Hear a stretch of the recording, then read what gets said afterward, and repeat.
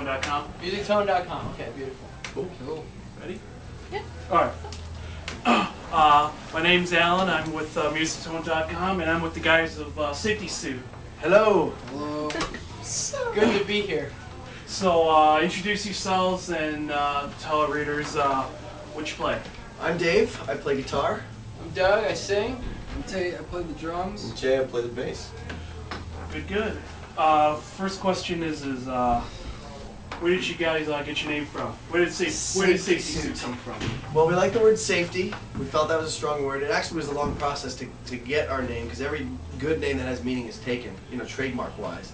So we kind of smashed two ideas together. We like I said, we like the word safety, and then we were thinking about pressure suit as another possible name. We couldn't get either of those to clear, so we combined them together. SafetySuit. Not the most exciting thing, but we have other stories that we tell to people that we don't like, that are lies. But we thought you deserved the truth. Thank you. Where did you guys first meet? How did you guys come together? Tulsa, Oklahoma. That was our first show we played, and we were all out there. Jeremy lives out there. Tate's nearby. A small town called Cordell, Oklahoma.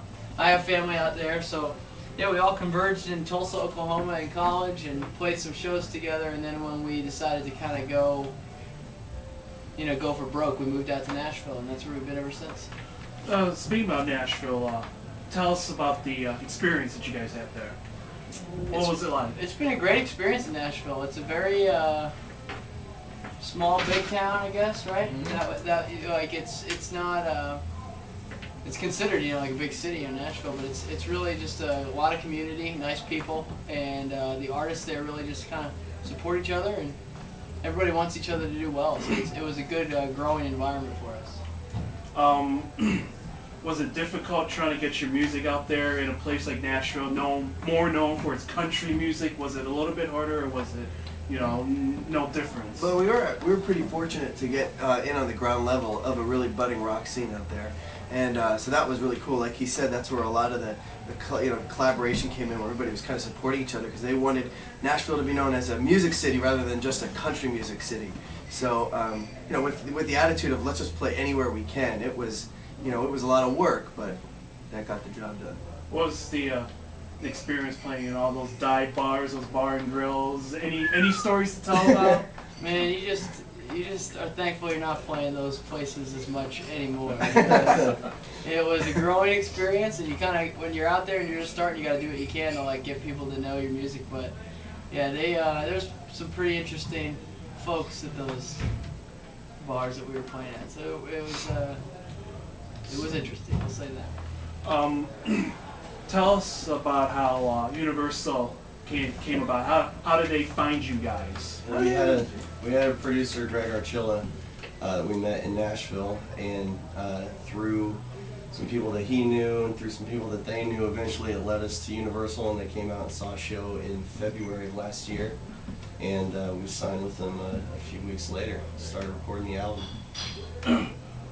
What was the decision to keep Greg? I read your bio and everything, and it said that you guys ultimately decided that Greg was your guy on your first album. So what was the reason? Huge mistake. Yeah. Boy, do we regret that one. He plays golf, and that was the only factor in the decision. I think it's kind of the old saying, if it's not broke, don't fix it. And Greg just kind of became a friend during the process, and we tend to be the loyal type as well, and so we just went in together and knocked it out. It was a great experience. And Greg's pretty awesome. It's not every day that you bump into a producer that's that talented, and then he actually wants to keep working with you. So with all that put together, we just said, this is a good thing. Let's make the entire record with it. So it was nice. He's still hanging around today. We still talk to him all the time, so you never know. Hey, Greg. So now that you guys are signed with Universal, what's life been like? Has it Well, you just drive around in cars made of money. Yeah. And ever since I bought the race car. Exactly. Well, that's funny because people have that misconception that when you get signed, some of our friends are like, "Man, where's your Lamborghini?" It's like, It's in the I'm garage, more broke idiot. now than I was before. Exactly. Right? But no, it's been an incredible experience. They really do take care of you. And since March, the end of March 31st, we've been on the road, just touring, doing everything from radio to big festivals. So it's been an awesome experience. We're having a blast. Couple questions about touring. Any what's your favorite city to touring? Ooh. Oh man, you can't. Man, that's tough. Favorite city or to play, or that we play? Those are two different questions. I guess a little both. Yeah. Well, I mean, New York City is the greatest city in the world, and I have no problem saying that. That was fun playing there. Chi-Town That was number really fun. 2. Really enjoy Chicago. I'm But partial. Oh, sorry. I don't want to cut you off. I had a few other things I wanted to say. Jets number one. Jets number one. No, I mean, I think the easiest, way to say it is that any city that comes out and supports live music is like a great city. I mean, there's shows that go better or worse, but like anywhere from playing New York City all the way to Boise, Idaho, we've had just incredible shows. So we can't really label a best city at all. That's true. Have you guys come back to Tulsa? Played there? Yeah. Mm-hmm. We played there once since we've Once or been signed, I twice. think. Yeah. And it was a great show. It was a new club. I had never played there before. It was a brand new club. We'll be back It was a there. lot of We'll be fun. back in Tulsa probably before the spring is over. How about in Nashville? Nashville, we have a show coming December up. 4th, actually. Oh, next So week. back there, yeah. Yeah. We're actually going to our. Excited? Oh, yeah. It's kind of our old. It's called 12th and Porter, and it's It's where Universal came and saw us play, so It's a it's sentimental place for us, for before we sure. got signed up. Yeah. We just immediately start crying every time we see it. Beautiful.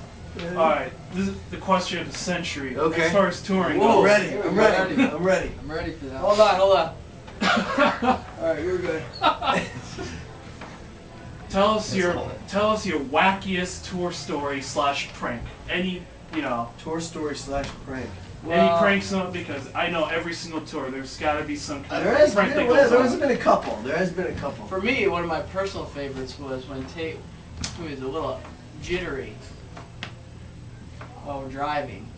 We waited till he was sound asleep on a wide open road where no one was on it, and then we slammed on the brakes and laid on the horn and just screamed. Everybody like in the band crazy. started yelling. And he shot out of his seat, ready for the Lord to take His him. eyes were this. So as far as pranks go, I really enjoyed that moment. Another fun moment was He had when some choice we words were on for- tour with Theory of a Dead Man. These guys right there, great guys. And we decided to. We were after one of the shows, the last show with them actually. We're hacking a soccer ball just in a circle, and we decided to put alcohol on the ball and light it on fire and have a flaming soccer ball hacky sack round. And our brilliant lead singer Doug decided to, with his head of hair with all kind of hairspray in it, head the flaming soccer ball, and his head caught on fire. Which we actually have it on video. It's on Go to YouTube, you can see it. You can actually see his head catch on fire. So that was definitely a fun moment. Hindsight is 20/20. All right. Let's segue into your debut CD. In your band bio, it talked about the last track in your CD, the title track, "Life Left to Go." Can you, explain, talk about, behind it, behind the scenes, Life Left to Go is a song off the record. It's basically a song that deals with